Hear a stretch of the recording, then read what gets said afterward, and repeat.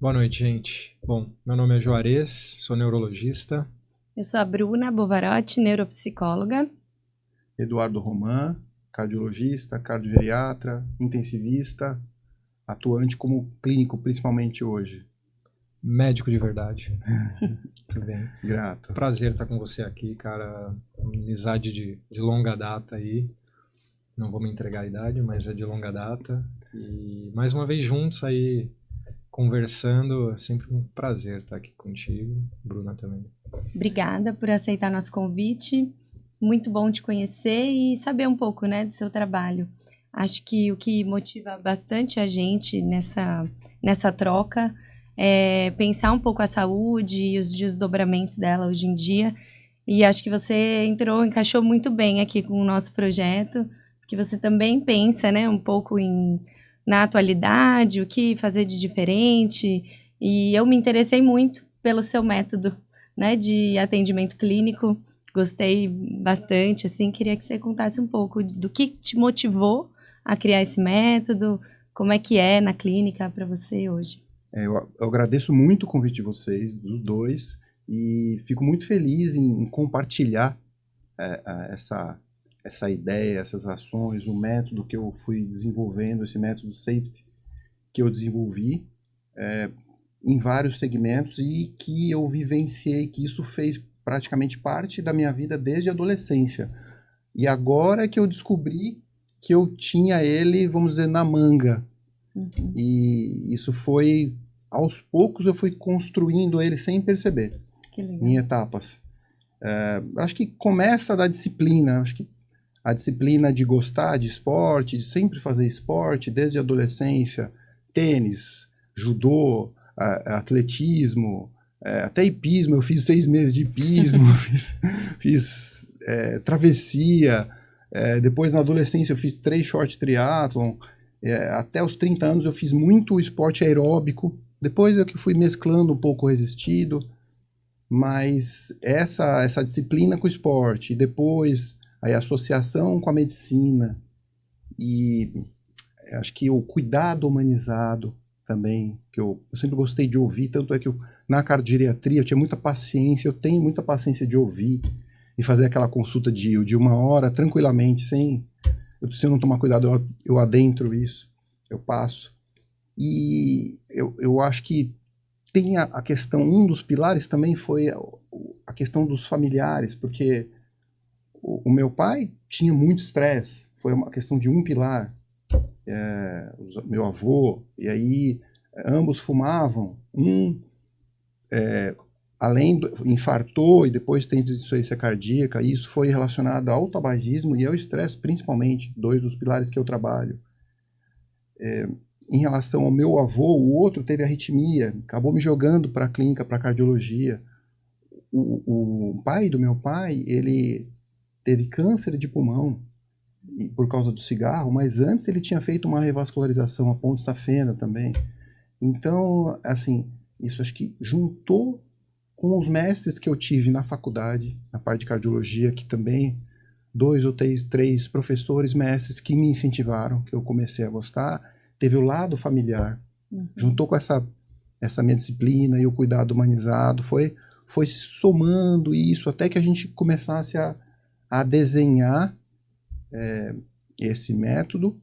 E eu fiquei muito tempo na UTI. Eu trabalhei assim junto com o consultório, depois uma parte no final, até 3 anos atrás eu trabalhava só em UTI, coordenador, diarista e depois plantonista, diarista e coordenador nos últimos 3 anos em um hospital.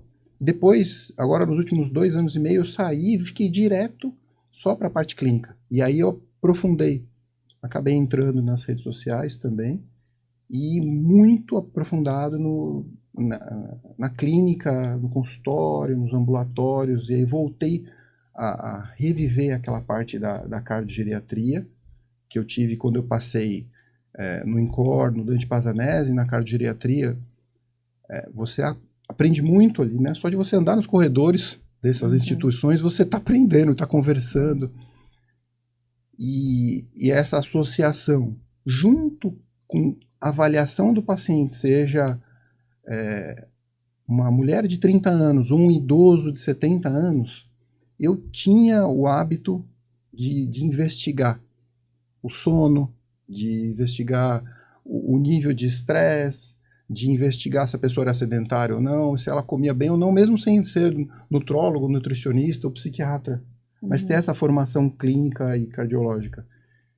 E, de repente, quando acho que foi amadurecendo isso, e quando, acho que o ápice foi quando, numa roda de pais, no final de ano de um hotel, um colega, que é radiologista, que foi para a área, o Dr. Gustavo, que foi para a área de influencer, de ajudar os médicos que estão nessa área, ele ajudou outros colegas, e nessa situação ele começou a conversar comigo, e depois de 20 minutos ele falou, nossa, não precisou de muito tempo para ele falar, olha, você pode amadurecer o que você vivencia e que você já pergunta para os pacientes. É muito bacana a gente criar algo a partir da própria prática, né? Esse auto-reconhecimento mesmo, de que é uma vida de práticas que, na verdade, desenvolvem o que você faz, né? Que não é só uma teoria ou algo que você aprendeu numa aula, mas sim a junção de tudo isso, né? E que transforma isso numa forma de fazer que é sua.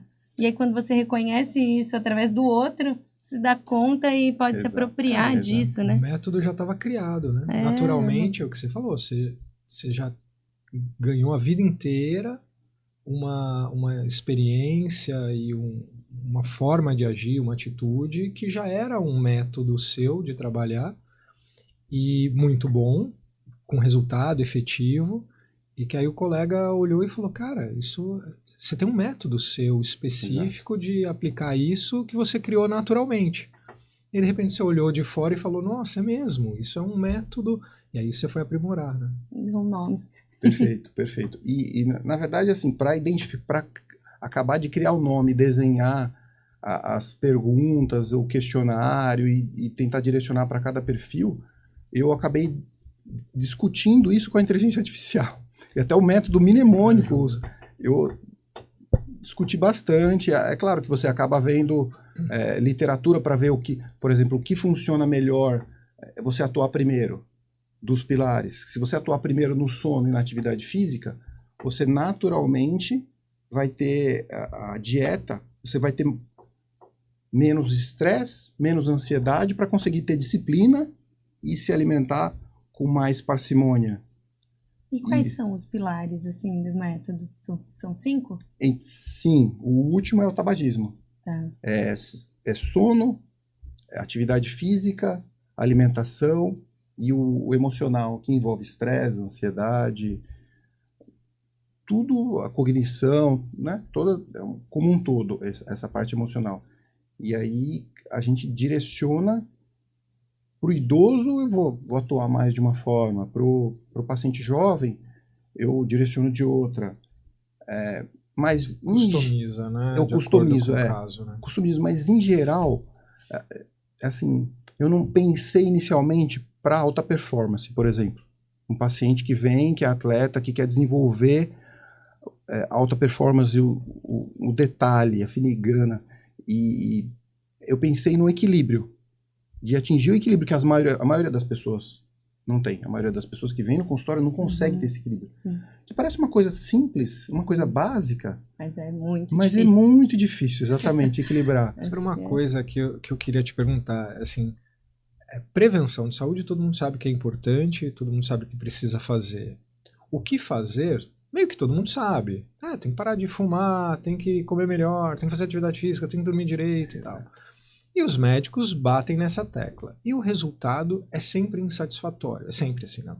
Muitas vezes insatisfatório. Frustração, né? O médico fala e não surte efeito, o paciente ouve e não segue.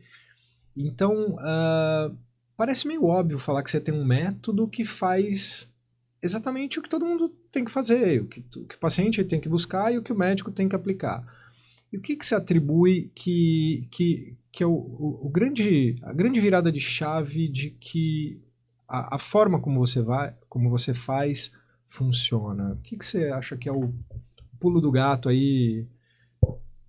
Primeiro que, assim, se você tem empatia com o paciente, você tem paciente, o vínculo com o paciente, com o cuidador, é assim, eu estou muito feliz, porque até, assim, de uma forma, tentar passar de uma forma simples, mas é um dado estatístico que você atingir, junto com o Dr. Alia e o Google, mais de 100 avaliações 5 estrelas, em um ano e pouco, cara, dá muita alegria, muita satisfação. Então, isso mostra, e se você for analisar os relatos, você vê que assim, os familiares, os filhos, os pais, os avós, eles estão satisfeitos, eles estão com esse vínculo, não só com o aspecto técnico, eles falam em ser atencioso, humano. O cuidado mesmo, né? Esse cuidado, exatamente. Que o psicólogo, que outros profissionais da área da saúde têm, e que às vezes o médico, em geral, acaba perdendo um pouco. Se distanciando, né, às vezes, do paciente. Exatamente. E essa pergunta sua é tão boa que, assim, por exemplo, cigarro. A taxa de cessação de tabagismo é 30%, 40%. É ruim, muito ruim. Você ter 30% que consegue parar de fumar. Em média, quem tenta sem nenhum medicamento, sem acompanhamento médico, de 5% a 10%. Pior ainda. Agora, eu comecei a pesquisar tal, aí tem uma médica no INCOR que tem um ambulatório de tabagismo. E aí ela faz um método comportamental que primeiro ela te ensina, você ensina o paciente a fumar como se estivesse com atenção plena. Como se fosse para comer, sabe? Mindful. Com atenção plena, num lugar específico, só ali você reduz a quantidade de fumar e você começa a criar consciência de quanto você está fumando e reduz a quantidade. Está olhando para o problema, né? Exatamente. É um fator. Aí o outro é que ela constatou nesse ambulatório que é só de tabagismo, 70% das mulheres apresentam um quadro de depressão, síndrome ansiosa, principalmente depressão, por trás do tabagismo. E os homens, 30%. E aí você trata a depressão às vezes junto com o medicamento de base, por exemplo, que é a bupropiona, você associa um antidepressivo. Ou, por exemplo, tem um medicamento que era vendido aqui no Brasil e que agora eles importam da Índia, no INCOR, que é a vareniciclina, para aquela coisa do receptor da nicotina e diminuir a vontade, né, a fissura e tal. Então, dependendo do paciente, você vai mais para esse lado ou mais para o lado depressivo. E aí você potencializa toda a medicação. Na hora que você tira, você bota o adesivo de nicotina e faz tudo. E com o vínculo. Então, lá no ambulatório, ela consegue 78%. De 40, 30, 40, só para 78%. E aí, estou fazendo exatamente dessa maneira. Criando o vínculo e usando cada ponto desses, inclusive a medicação importada quando necessário. É considerar o sintoma naquele sujeito, né? O sintoma, para mim, tem sempre uma função, né? E se a gente pensar no sintoma tabagismo, para cada pessoa ele vai ter uma função. Então, para um, às vezes, é por uma questão de estresse, o outro de ansiedade, o outro pela depressão, o outro pelo hábito, às vezes familiar, e é uma repetição, né? Às vezes por um convívio social, uma dificuldade de habilidade social. Quando você entende a função daquele sintoma ou daquele hábito para aquele sujeito, você consegue uma intervenção maior, né? Perfeito. Isso a gente só consegue conhecendo a pessoa, né? Sim. Então, se você não tem aí uma disponibilidade para conhecer aquele com quem você está trabalhando, e aí acho que esses pilares, né? Essas perguntas te dão um norte muito grande de entender quem é aquele sujeito, né? Exato. O porquê daquele hábito, de onde vem, tem quanto de fator genético, quanto que tem de hábito mesmo de vida, o quanto tem de escape emocional, o quanto tem de estresse, e aí conduzir o caso, né? E você conduz de perto, né? Porque você falou que acompanha a pessoa semanalmente? Todos os pacientes eu tenho WhatsApp, assim, 150, 200 pacientes, que é quando eles têm uma dúvida de medicamento, do exame e tal, eu oriento. Tá, isso é... O teu método, ele junta toda essa busca científica de modelos que funcionam para cada pilar, mas tudo isso agregado com a humanização e com esse olhar particularizado de cada um. Quer dizer, é tudo que um bom médico tem que ter, né? É o médico você acaba olhando para o médico de família mesmo. Né? Ele tem que ter interesse e humanizar a coisa, tem que estar disponível, tem que se envolver, e não é só isso também, né? Tem que ter a parte científica, a parte de... Senão não adianta, para de fumar, você tem que parar de fumar, ficar dando bronca no paciente. Não, você vai trazer um método que funciona, que já você pegou de um modelo que funciona, potencializar o tipo de conduta com ajuste medicamentoso e buscar a eficácia. Mas para aderência a isso, você traz essa humanização. E como é bacana, né? Essa questão né? do afeto, talvez, do vínculo, ajude a mudar os hábitos muito mais do que a bronca, né? Quando a gente pensa, muita gente tem, né, ainda esse conceito. Tenho medo de ir no médico porque eu vou levar bronca. e aí... Um cardiologista, então, nossa senhora. Eu vou pra lá pra levar bronca. Tem muitos idosos que não querem ir ao médico. Já chega com 18/10 de pressão, sabe, de ansiedade, né? Porque vai tomar bronca. Chega na defensiva já, né? Porque parece que vai lá só para levar bronca. Hoje mesmo atendi uma paciente, ela falou, eu fui na médica essa semana e ela me deu uma bronca porque ele não toma água. Eu, 70 anos, levando bronca porque ele, de 80, não bebe água. O que eu posso fazer para ele beber água? Frustrada, ela provavelmente não volta nesse profissional, né? Isso porque é comum, né? Como é comum então, um médico dar bronca. Dá bronca, né? E aí, onde a gente como se é que a gente sabe? Tinha um cardiologista falecido já aqui na Baixada que era muito bravo. Opa! Ele era assim, né? Saudoso. E assim... Ele chegava a falar, olha, se você não fizer isso que eu tô solicitando que você faça, não volta. Era muito bravo. E assim... A gente tinha medo dele, né? Mas eu acho que cabia, né? A sociedade mudou muito, mudou. Né? E cabia mais figuras de autoridade, né? Antigamente, nesse sentido. Era uma postura mesmo. Eram diferentes, né? E eu acho que assim, até cabe alguns médicos, alguns perfis de ser mais duro, incisivo, exato. Acho que até funciona, mas não funciona para todo mundo, né?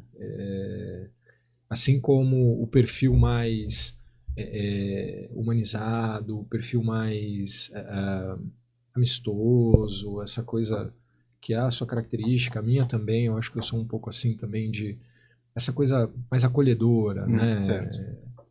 Acho que não funciona para todo médico. Acho que tem médico que não vai conseguir fazer isso e vai acabar virando amigo do paciente ou vai acabar sendo permissivo. Então, cada um tem que atingir um equilíbrio. Às vezes, alguns são mais para uma forma mais incisiva. Sim. Mas, em geral, a gente vê muito médico fazendo isso, né? Dando bronca no paciente e os pacientes também difíceis só aumentam, né? Assim, paciente que não faz nada que a gente orienta e tudo e tal. Então, talvez muito médico se torne reativo até por conta dependendo do modelo de trabalho, né? Se pegar um ambulatório que tem 10 pacientes por hora, aquela loucura, aquela produção em série, o médico já está estressado, o paciente já está estressado e aí vira só bronca, né? Infelizmente. Sim, você tem que depende, é de acordo com o perfil, vamos dizer assim, como você disse, com o ambulatório. Porque se você está num consultório com calma, que você tem 1, 2 horas de ida e retorno, ou um ambulatório que tem produtividade que dá tanto tempo para você fazer, você precisa focar na produtividade, ter a atenção, ouvir pelo menos, porque eu tenho relato de muitos pacientes que chegam para mim e falam, doutor, o médico não olhou no meu olho. Ele passou a receita, perguntou o que eu tinha, foi direito a uma pergunta, uma resposta e a receita. E ele não olhou no meu olho, não me ouviu.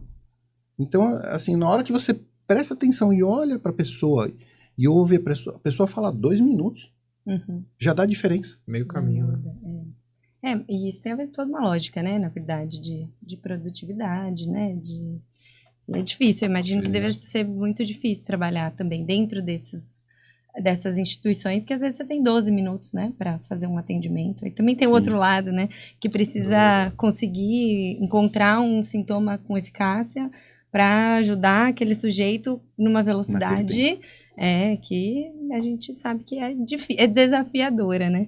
Então tem toda uma lógica aí complexa. O que você acha que é mais difícil hoje, assim, em termos de hábito? O que é o maior obstáculo hoje para uma mudança de hábito?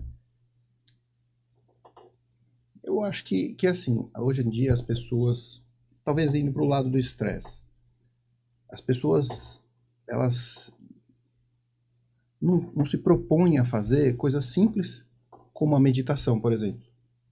Tem o curso que eu fiz, que não é específico, só técnico, específico, que só médico fazer, que foi um de gestão de estresse de Harvard online que eu fiz, que aí falava um pouco, explicava um pouco a fisiologia do estresse relacionada à parte cerebral, a parte cardiológica, hormonal, mas explicava técnicas de como você também atuar para melhorar, para tratar, né? Ou para prevenir. E aí, assim, a meditação, que mesmo a prática, que a meditação não precisa ser... você tem vários tipos de meditação. Uhum. Por exemplo, você pode só fechar o olho e imaginar que você está escaneando o corpo. Você pode fazer técnicas de respiração. Você pode fazer técnicas de respiração, de tampar o nariz de um lado e de outro. Então, tem inúmeras técnicas e que aquilo até tem estudo, mais de um livro que eu li, até não só médico, mas que fala até da parte frontal, acho que esquerda, que o paciente ele acaba tendo mais, com 8 semanas, 20 minutos de meditação, fazendo exame de imagem e teste de atenção, que o paciente ele fica com aquela parte frontal esquerda mais utilizada, vamos dizer assim, do ponto de vista pela imagem, com funcionamento mais aguçado e, ao mesmo tempo, ele fica mais atento. Uhum. Mais estável e mais atento, mais alerta, com mais atenção para fazer as atividades do dia a dia. Então são coisas simples que poderia fazer. Que eu senti isso na época da UTI, que tinha mais estresse. E aí eu chegava e fazia, eu até, assim, eu tinha dificuldade de eu ficar 10 minutos, 15 minutos, 20 minutos fazendo. Então eu colocava o aplicativo de meditação com uma pessoa que eu me identificava, que ia falando vários tipos de medicação, pelo menos os 10 minutos, 2 vezes no dia. E aquilo me ajudava tanto a ficar mais centrado, ter menos escapes de humor, né? Oscilações de humor. E aí, depois que eu não tinha estudado essa parte mais ampla. E aí você começa a ver que tem várias técnicas. Tem até uma técnica que eles falam que você corta vários círculos de cartolina, por exemplo, azul, e você coloca na geladeira, você coloca no carro, e aí a hora que você encontra aquele círculo, você respira 5 vezes. Você faz uma expiração e uma expiração mais prolongada, 2, 3 respirações mais prolongada. Uhum. Sendo que você esteja na cozinha ou esteja no carro, na hora que você entrou no carro, não importa. Você lembra e você faz essas respirações, e aquilo te deixa mais centrado, te deixa mais calmo, te deixa mais com menos oscilação de humor. Eu acho que hoje a gente tem um excesso também, né, de informações, de coisas que a gente pode fazer. A gente está o tempo inteiro muito acelerado, né, tudo muito rápido. Então a gente faz muitas coisas em um dia. É tudo muito, muito prático, muito rápido. A gente não tem mais o tempo de preparo das coisas e a mente vai ficando cada vez mais acelerada. É interessante você falar, né? Era difícil ficar 10 minutos parado, precisava de um auxiliar, né? Exato. E eu vejo tanto no consultório isso refletido nas crianças, né? Algo que me preocupa muito quando a gente pensa até nas escolas, assim, a dificuldade que as crianças têm de sentar, prestar atenção numa aula, às vezes de 50 minutos, porque é tudo tão rápido, é tudo tão curto. O tempo de atenção nosso mudou muito, né? Uhum. E aí, como é que a gente dá um diagnóstico de déficit de atenção? Como é que a gente muda um hábito dentro desse cenário que parece que a gente não tem hábitos, a gente tem gatilhos o tempo todo que nos movem a comportamentos que são todos impulsivos, parece, que fogem muito do controle, porque é numa velocidade tão grande que é menos frontalizado, né? Parece mais límbico, uma coisa Exato. mais do sentir, assim, do impulso, que eu vou e ajo por uma satisfação ali imediata ou por uma demanda imediata, e aí a gente tem isso nas famílias e isso refletido nas crianças, e aí uma coisa que puxa a outra, e aí você encontra às vezes um cenário de uma família toda já um pouco disfuncional, né? E aí para você conseguir mudar um hábito, isso reflete às vezes em mudar o hábito de um grupo todo, né? Eu acho que o seu método, não sei, talvez também esbarre aí, né? Numa família, porque o quanto que cabe eu mudar o hábito dentro desse cenário, as pessoas trabalhando de casa, sem horário, porque o tempo todo a gente pode estar trabalhando com a internet, né? Não tem mais, o meu horário de trabalho é das 8 às 6 naquele lugar, depois eu vou embora e o trabalho acaba. O home office. Não, ele vem comigo, e aí a gente tá o tempo todo ligado em muitas coisas, né? Acho que a tecnologia é um obstáculo muito grande para, ao mesmo tempo que traz a informação do que é óbvio fazer, dificulta muito a prática, né? Porque eu fico vendo o vídeo que eu tenho que fazer, atividade física, e de fato não faço, né? Eu sei que eu tenho que fazer, aumenta a minha cobrança, a minha frustração, mas como é que eu venço isso, Eu penso né? que esse podcast e nós que somos formadores de opinião, exatamente a gente tem que bater nessa tecla, insistir nessa questão, porque eu vejo que assim, isso que você está falando, eu vejo no dia a dia, com as crianças, na escola, os grupinhos da escola, que os adolescentes, as crianças pré-adolescentes, elas estão ali, ao mesmo tempo que elas estão almoçando, elas estão com o iPad, estão desenhando, almoçando, vendo o iPad e respondendo uma coisa no WhatsApp e comendo. E aí você põe ela para comer, você fala, come, só come. Ela não consegue. Como é que eu mudo isso? Tem que pedir ajuda pra Bruna. E é isso, né? Começa com pouco, né? Com a vontade, né? Na verdade. Tem que ter uma vontade primeira do sujeito, né? Do indivíduo. Para tentar tomar a iniciativa de começar num tempo curto. E aí você foi aumentando e tomando mais consciência do teu pensamento, do hábito. Então, eu acho legal quando a gente, ao invés de primeiro dar bronca, né? No hábito que não quer que se repita, para olhar para ele. Quando você estiver fumando, presta atenção no que você está fazendo. O que mais você faz enquanto fuma? Se interessar por aquele momento, né? Não fazer aquilo no automático. Então, a mesma coisa para quem tem um vício ou quem come de forma compulsiva, né? O que você está comendo? O que mais você faz? No que você pensa quando você come? Começar a olhar para si mesmo, né? Começar a olhar para o seu transtorno, para o seu hábito. Os seus pensamentos, para se se ouvir. entender, para poder... Como é que você resolve algo que você não está vendo, que você não aceita, que você não enxerga? Eu acho que hoje a gente... autorreconhecimento é importante. Acho que hoje a gente se ouve pouco, né? A gente se escuta muito pouco. E é legal entender o teu método, que o médico fez com você foi isso, né? Foi te devolver o que você falou. Então, Sim, era um ato só de escutar o que você mesmo viveu e colocou em prática. E aí, você passa a ter consciência e domínio daquilo. Hoje, como tem muita coisa externa, a gente ouve pouco o que está dentro, né? E eu vejo muito isso nas crianças. Às vezes, a criança tá lá gritando, mãe, mãe, mãe, você tá vendo? Ele não para de me chamar. E você respondeu quantas vezes para ele? Oi. Ontem eu estava na clínica lá de imagem, na sala de espera, e tinha uma mãe com uma criança de 5 anos. E a mãe no telefone respondendo o questionário. Ela não levou nada para a criança esperar. Era a menininha que ia fazer o exame. E a menina, uma criança de 5 anos, ela ia até o elevador, ela voltava, ela corria. Eu não quero mais ficar aqui, porque todo mundo vai embora, menos eu. Eu vou ficar, já tá ficando de noite, eu não vou ficar aqui. A menina tava entediada, né? E a mãe, para quieta, eu vou ligar pro seu pai. Você não para. Ela não vai parar, ela tem 5 anos, ela não tem a capacidade neurológica de parar, né? Aí eu peguei uma folha, tava lá trabalhando, né? Falei pra ela, olha, a tia vai te emprestar uma caneta mágica, e aqui tem vários quadradinhos, e você vai encontrar esse quadradinho aqui. E a menina sentou na hora. Ela ficou 10 minutos numa folha, procurando o quadradinho.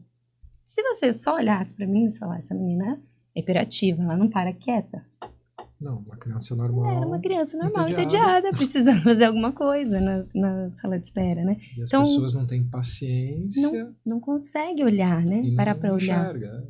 pra dar uma função pra aquela criança, né? Então, muitas vezes, a gente até tenta em casa, né? Construir o hábito do adolescente, não assistir o iPad enquanto come, põe regras em casa. Mas é complicado. Mas se a gente não participa, Exato. porque aí os pais ficam até 9 horas no home office trabalhando de alguma maneira. Sim, e a cultura vem, né? Os costumes estão aí, eles vão vir. Não dá pra gente também viver numa bolha que não faça parte disso, né? Existe uma Que cobrança ignore. de produtividade, assim, fora do ambiente físico lá do trabalho, depois que você já saiu. E das próprias adolescentes, como é que ela tá... Como é que ela interage no meio social se ela não tá numa rede social, se ela não viu o que o outro postou, se ela não comentou, ela também acaba sendo excluída de uma vivência, né? Sim. Enquanto pais, como é que você mede, né, isso de uma forma que fique saudável, né? Eles criaram Complicado. até um termo, né? Eu não sei dizer, um termo que é como se fosse uma síndrome quando você está por fora de algum assunto da rede social. Nossa, Então, isso os adolescentes, eu sei porque minha filha comentou outro dia, tem uma sigla para isso, não gravei. dá. Mas é quando você está por fora dos assunto. assuntos. Só que assim, são centenas de milhares de assuntos. Você vai estar por fora de alguma coisa. Então, toda hora alguém está por fora de alguma coisa. E aí há um pequeno sofrimento disso. Tá. Então, quer Porque dizer, aí tem umas, né, às vezes você Tem tira um síndrome sarro. disso, né? Síndrome do medo de perder é, o missing out, de perder o que está acontecendo ali naquele momento, de não ler todas as informações e ficar de ficar fora. por fora. Nossa, que perigo. FOMO. nome. FOMO. Isso, Fear of Missing Out. A gente foi juntando as Nossa. peças do quebra-cabeça. Seguimos. Nossa, que coisa, Terrível né? isso, terrível, porque é o sofrimento da modernidade, né? Não, e isso, se a gente pensar, isso sempre existiu, né? A gente sempre quis se sentir incluso e sabendo das coisas. Só que eram poucas Era coisas, né? administrável, Dava né? pra saber. Hoje tá todo mundo missing out aí. Como é que a gente fica sabendo de tudo, né? Não As dá. redes, Como é? na Pode velocidade sofrer da por causa internet. disso. Você tem que começar a aceitar que você só vai conseguir saber algumas informações prioritárias, vamos dizer assim, que você coloca como prioritárias e o restante você Sim, vai passar. O duro é para um adolescente, Natural. né? Entender a isso. ansiedade, né? E se sentir ali no grupo, pertencente, né? Porque é uma fase de construção de identidade, autoestima muito importante, né?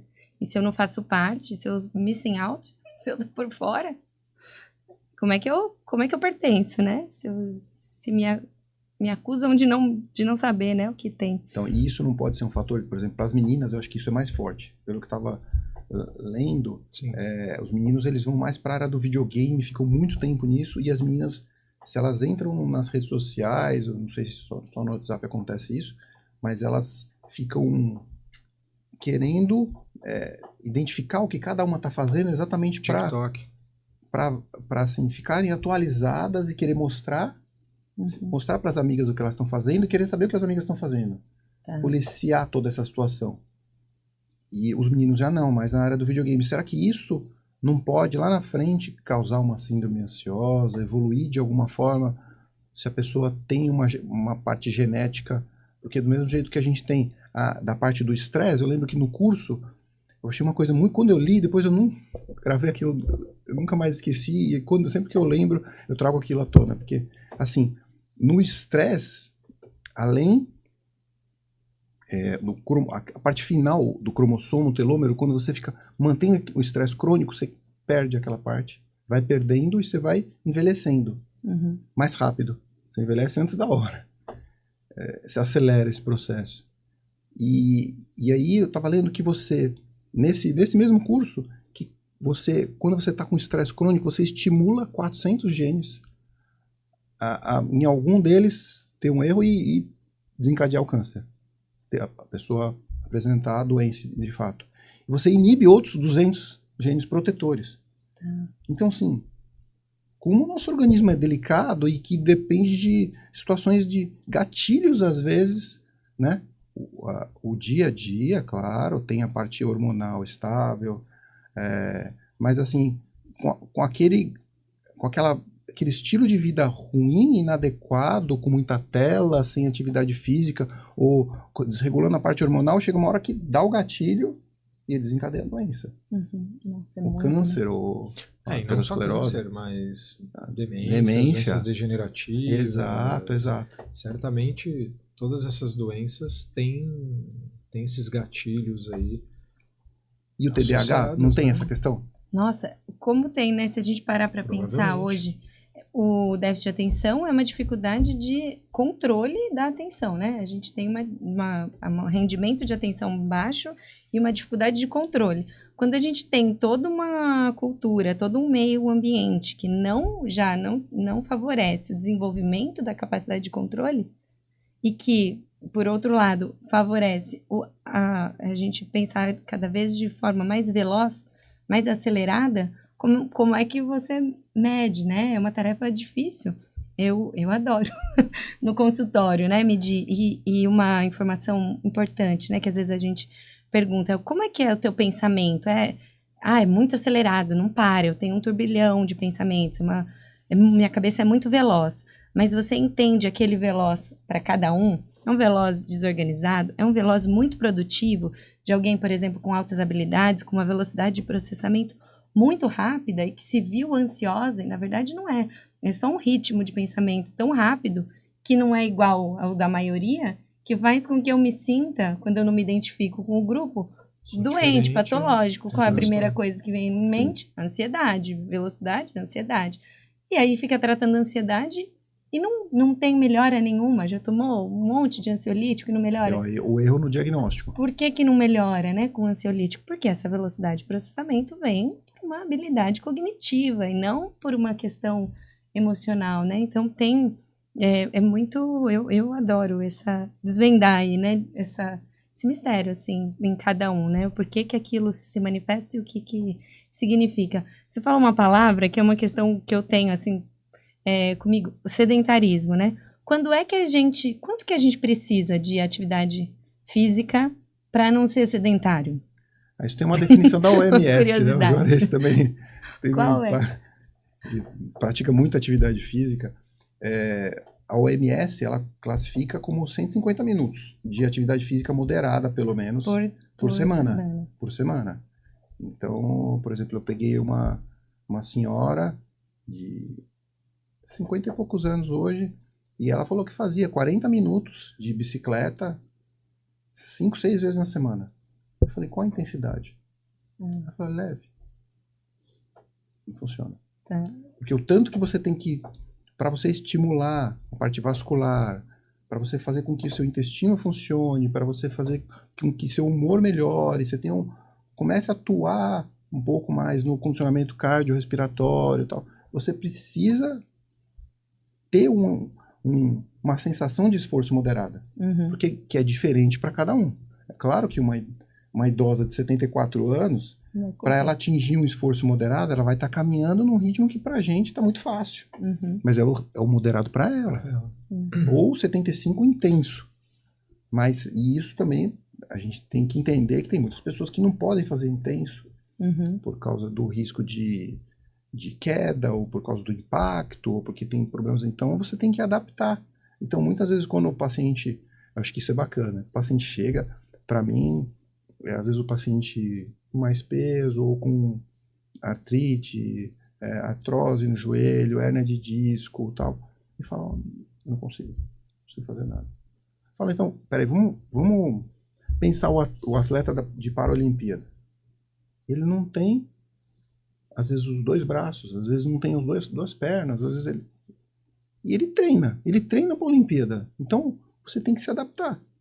O que você tem, se você tem uma bicicleta de mão, adapta, faz alguma coisa, no seu ritmo.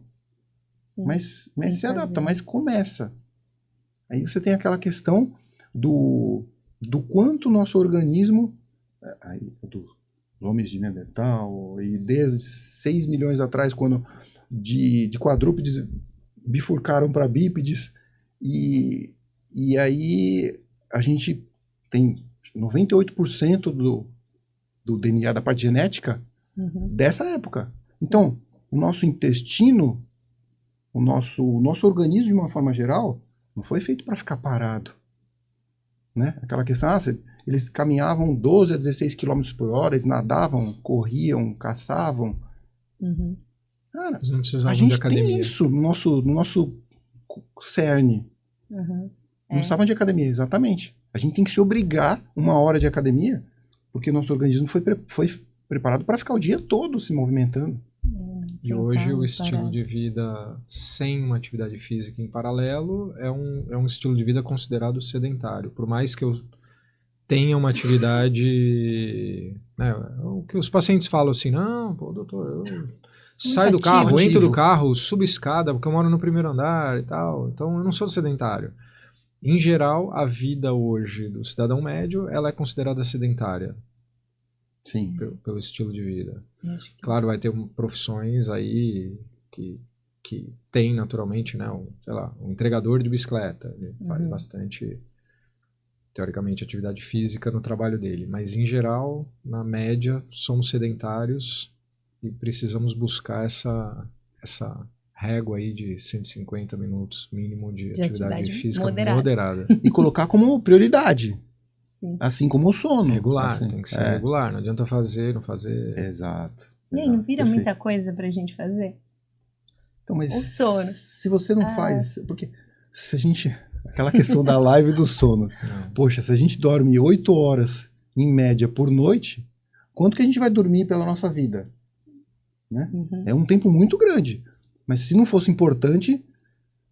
todos os médicos, os neurologistas, né, todos os especialistas não colocariam isso de forma tão importante, lá, os ciclos do sono, para você ter aquela 1h30 mais ou menos para você fazer um ciclo de sono, para você passar cada estágio do ciclo do sono. Em cada um você tem uma vamos dizer assim, função metabólica restaurada, revigorada, né? Neurológica, tem a parte que você lava o washout das toxinas, as toxinas do cérebro. E o Juarez me ajudando aqui. É super importante. Sono é um dos pilares teus aí do método e eu concordo. Perfeito. Não tem como fugir disso. Não tem como fugir, porque se você não priorizar isso, você vai começar a diminuir a sua produtividade no trabalho, você não vai se correlacionar com a sociedade, com os amigos, com a sua família direito, você vai começar a ficar ansioso, você vai começar a querer descontar na comida, ou descontar no celular. Gera um desequilíbrio, né? Gera um desequilíbrio, exatamente. Voltando um pouquinho para a atividade física, a gente ouve muito, você tem esse mínimo aí recomendado pela OMS de atividade física para se considerar, para sair do sedentarismo. E aí tem muita gente que fala que atividade física moderada nessa quantidade é mais benéfico para a saúde do que fazer uma atividade física intensa ou em maior quantidade. Tem um limite disso? Que você entende por... Claro, aquele indivíduo que está com a pressão descontrolada, que fez um teste ergométrico e está alterado, e ele vai fazer atividade física intensa, ele vai prejudicar a saúde dele, a doença dele, ou até causar uma doença. Mas o indivíduo que está saudável e que faz uma atividade física intensa ou muito mais frequente, ele vai ser mais saudável ou tão saudável quanto aquele que faz a regrinha da OMS ali, do básico? Eu tenho uma resposta positiva para os dois lados. E tenho um possível viés para cada lado. E aí você entra no cuidado individualizado, na experiência do profissional para orientar o que é melhor para cada paciente. Tá?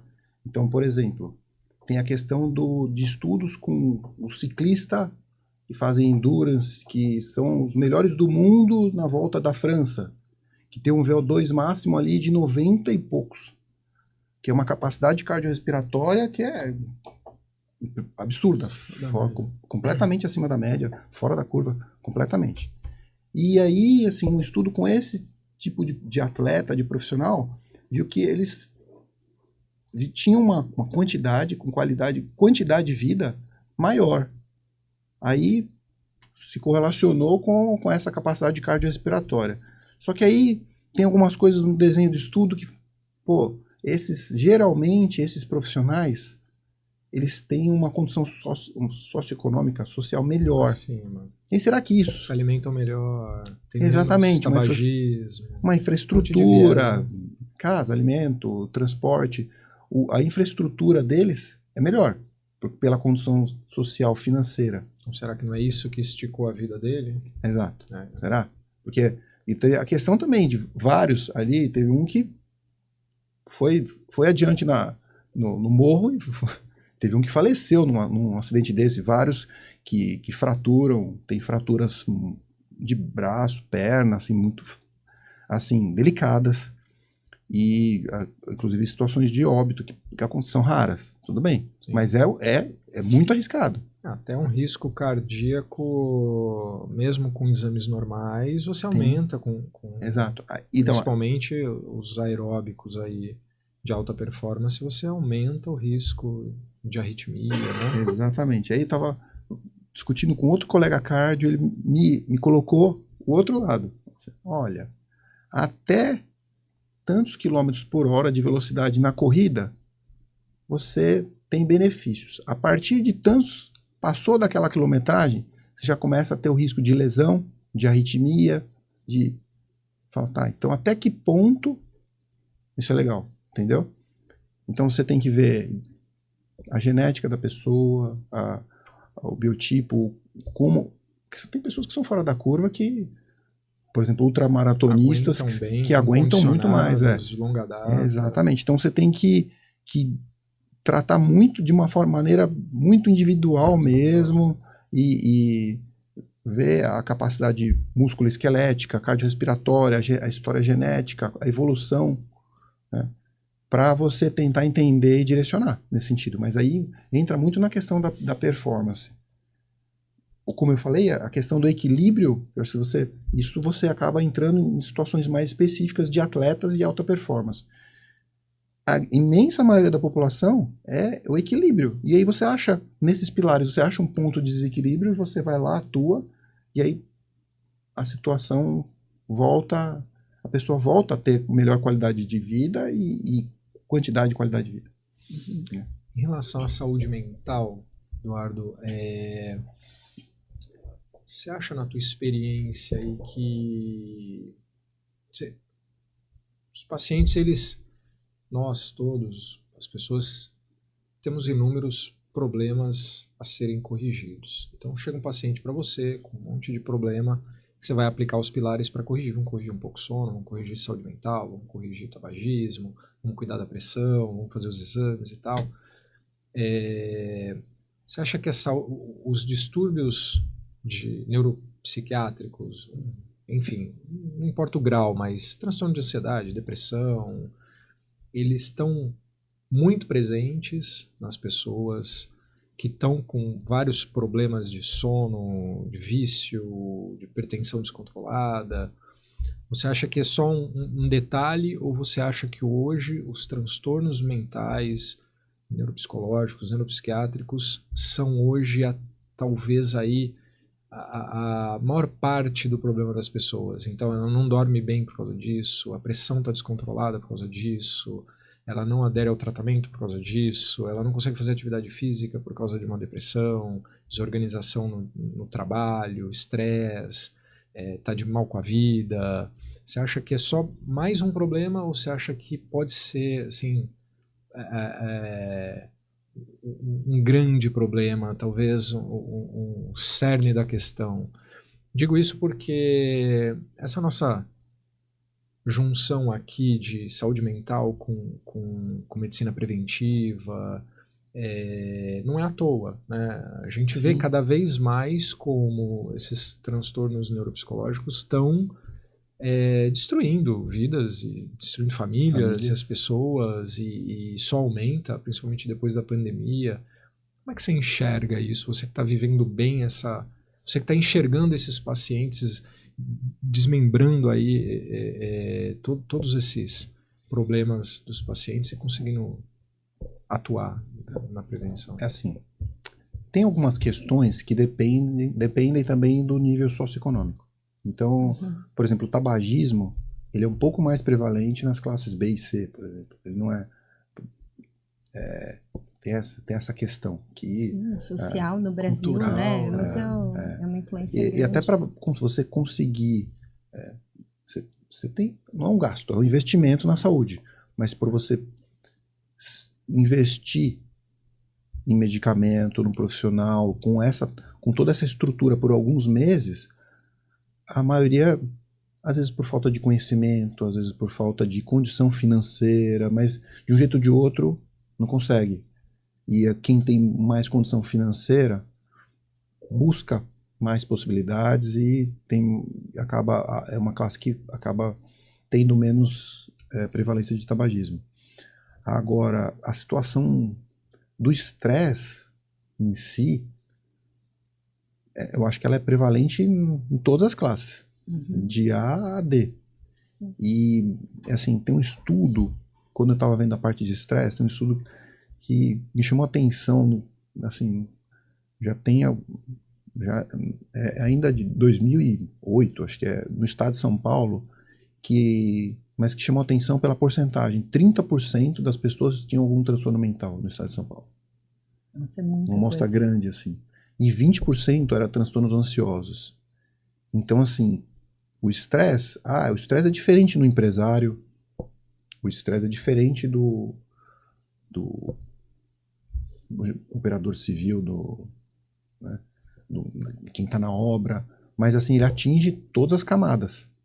O estresse, as síndromes ansiosas, aí vem a questão da velocidade que a Bruna comentou, das celular, da inteligência artificial, das redes sociais. Acho que isso contribuiu em todas as classes, porque hoje todo mundo tem acesso ao celular, né? Desde Todo as mundo classes. tá nessa espiral da dopamina ali. Exata, da recompensa. Não é mais. Alguns não são com cigarro, são com o celular, né, com a rede social, mas tem essa questão da recompensa, da dopamina.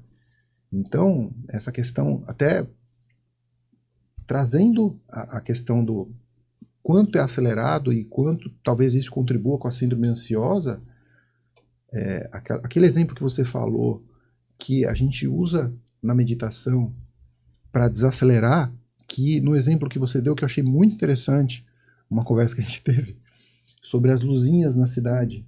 Explica isso pra gente melhor, de desacelerar ou diminuir as luzes. Acho que isso tem tudo Toda a ver, né, com correlação. esse pensamento. Eu costumo dizer que a gente tem um hábito de deixar tudo na cabeça, né? De organizar muito pouco as atividades, o que a gente faz, o que a gente sente. E é como se na nossa mente fosse uma casa cheia de cômodos e a gente deixasse todas as luzes acesas. Quando a gente tira isso, né, da cabeça, então quando eu, por exemplo, planejo o meu dia e organizo, escrevo o que eu tenho para fazer, as minhas tarefas, o que eu vou fazer no dia de amanhã, como se eu apagasse lâmpadas, apagasse cômodos e conseguisse focar na tarefa que eu estou executando naquele momento, né? E aí a gente estava conversando isso pela diferença, muitas vezes até, do masculino e do feminino, né? Do homem e da mulher, que o homem já tem um hábito de pensar mais nas coisas, né? De forma, uma coisa de cada vez, que as mulheres brincam que é uma incapacidade do masculina, né? De fazer várias coisas vez, né? ao mesmo tempo. Mas isso eu aprendi na clínica, né? Atendendo idosos, que é uma grande vantagem para a saúde no idoso, né? A gente tem muito mais idosas com medo de Alzheimer e esquecidas no dia a dia do que idosos, né? Porque eles vão continuar fazendo uma coisa de cada vez num tempo um pouco mais longo, mas eles concluem as tarefas. E elas deixam de concluir por essa velocidade que cai, né? Então, a gente conseguir... o estresse está muito relacionado a esse excesso de lâmpadas acesas, né? Então, quando a gente exige do corpo mais do que dá para exigir, e eu acho que essa velocidade, né, as informações, o quanto a gente tem hoje de acesso às informações, nos coloca num nível de cobrança muito alto. Então, você quer trabalhar num rendimento alto, você precisa saber ter lido vários artigos sobre cada assunto, e atualizado na política, e atualizado no sono, e aí tem a tua rotina, que você precisa entender e estudar o porquê que você precisa das 8 horas de sono, por que você precisa dos 150 minutos de atividade. As pessoas não só aceitam a informação, elas querem saber os motivos. Quando eu me cobro de saber tudo, né, de conseguir discutir com o médico que ele está me orientando, eu me cobro uma performance muito grande, não cabe nas 24 horas. E aí eu percebo as pessoas sempre muito frustradas, ou quando conseguem, porque a gente tem as pessoas que conseguem, né, e que passam por isso dormindo pouco, e faz atividade, e trabalha, e dá conta, mas dá um tanto de tempo, dá uma pane. E a pessoa fala, mas eu tava ótima, eu não tava estressada, eu não estourava, e agora eu tô tendo lapsos de memória. Agora, quantas pessoas a gente pega, né, hoje em dia? Porque é uma performance tão alta que eu entrego no meu dia a dia, né, então eu gastei tanta energia, e aí isso tem a ver aí com os telômeros, né, o envelhecimento precoce. Eu exigi tanto que eu gastei o que era para eu gastar em 30 anos, eu gastei em 10. Exato. E aí vem uma depressão, ou um estresse pós-traumático, ou um burnout, né? Por situações ali do dia a dia, muitas vezes, né? Por conta dessa alta performance, desse tanto de lâmpadas acesas que a gente deixa. Sem eu acho que tem que ter, pensar. eu acho que assim, uma pessoa que é saudável, de meia idade, um idoso, não dá para tentar fazer um ritmo de alta performance, porque ele já tem algumas comorbidades. Não deve se arriscar, eu acho que é muito perigoso. Mas uma pessoa nova, por exemplo, a gente é um médico que está começando a residência. Ele sabe que aquele primeiro ano de residência, o R1 que a gente coloca, ele vai trabalhar muito. E ele vai perder algumas noites, assim, vai ter várias noites mal dormidas, às vezes mais, 1, 2, 3 durante a semana. Mas ele tem uma capacidade de resiliência, uma capacidade de suportar aquilo em um ano, com 25, 30 anos, boa. Né? Tem uma reserva orgânica que o idoso não tem. Sim. Então, assim, quanto mais comorbidade e idade a pessoa tem... Nem precisa ser idoso, né? Às vezes o de 45, né? Se Exato. Cobrando também. Exato, mas aí você tem que enxergar como é que está a saúde da pessoa. Se ela demonstra ter uma reserva, ela vai tolerar esse tempo. Um esforço maior até de ausência ou redução do sono. Mas mesmo assim, eu tenho uma história de um colega que entrou na cirurgia no hospital em São Paulo, e aí, assim, era ele, ia entrar um terceiro, era ele e um outro colega. Só que naquela semana o colega desistiu e o outro não tinha entrado ainda. Aí ele ficou sozinho. Só que ele dava um plantão de 24, descansava 12. Um plantão de 24, descansava 12. Aí teve um dia que ele perdeu, em 2 semanas ele perdeu 5 quilos. E teve um dia no final da semana que ele estava andando pelo corredor entre uma cirurgia e o pronto-socorro, e ele desmaiou. Caiu. O cérebro desligou. Então, assim, até o jovem tem o seu limite. Sim. Muito bom. Chegamos Antes de terminar, chegamos. Passa rápido. Falei que ia ser. Já? 1 hora? Quero mais. Safety. SAFET. Bacana. Fala do vinho pra gente. Uma pergunta antes de acabar. O vinho faz bem ou não? Qual a tua opinião aí sobre... Só o vinho ou álcool também? Não, fala sobre o vinho, vai. Pra ficar mais fácil aí, mas... A tacinha de vinho. Tacinha de vinho. Diária. É verdade? É mito ou é verdade que a tacinha de vinho, na dose, obviamente, aí de consumo social, né? Não no abuso, obviamente, mas... tem mais benefício, não tem... Sei que é particularizado também, mesma Sim. coisa, né? Para uns pode ser benéfico, para uns pode ser terrível, mas, em geral, as propriedades do vinho aí. Trazem algum Sim, benefício. tem essas questões do vinho, antioxidantes, anti-inflamatórias, a questão associada do álcool, que, queira ou não, numa dose moderada, ele acaba tendo um efeito de relaxar, de diminuir um pouco, desacelerar aquela atividade do sistema nervoso central, né? E aí, assim, essa questão, se na verdade, o grande problema é que as pessoas, se elas soubessem tomar uma taça de vinho, até 140 ml, não a taça de 300 ml. 3 vezes a semana, de vinho, não tudo de uma vez, 3 dias na semana alternados, ok, saudável, do ponto de vista de risco de aumentar a hipertensão, tá ok, considera-se até 30 gramas do álcool, seja 2 latinhas de cerveja ou uma taça de vinho, uma dose de uísque, para risco de hipertensão ou para arritmia, isso é considerado saudável. E o grande problema é que as pessoas não sabem tomar uma latinha de cerveja, uma 2 latinhas de cerveja, elas escorregam. Tá tomando meia garrafa de vinho e falando, não, tô tomando vinho socialmente aqui, é só uma tacinha. Eu lembro que... Se enganando, né?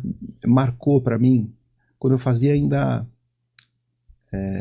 Tava fazendo cardio, e eu peguei um livro da Socesp, aquelas revistas da Socesp, e vi um grande estudo brasileiro, falando inclusive de álcool, não só vinho, e que essa dose moderada, ela tinha diminuído o risco cardiovascular.